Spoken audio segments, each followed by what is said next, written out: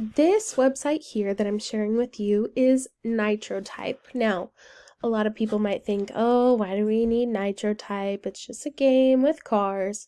But one of the biggest things that I have been seeing in my classroom is as students use technology more and more, it's more obvious to me that they aren't necessarily sure how to type.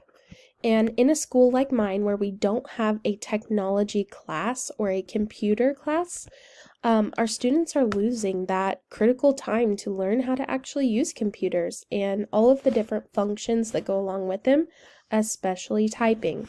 And I think that touchscreen Chromebooks are not always helping this case.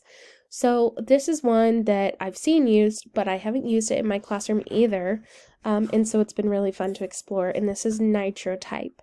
And so what students will do is click Get Started, and it'll get you ready for your first Nitro Type race. Now, it's a competition between other racers, and students can race themselves, or random people or their classmates, and all they have to do is just type along with the race. So it is tricky to type and talk, but it's going to tell them when they make a mistake, and then they have to think about their punctuation and different things like that. They can also create accounts. They can get other things, which are big motivators for them to keep using this site. It is completely free.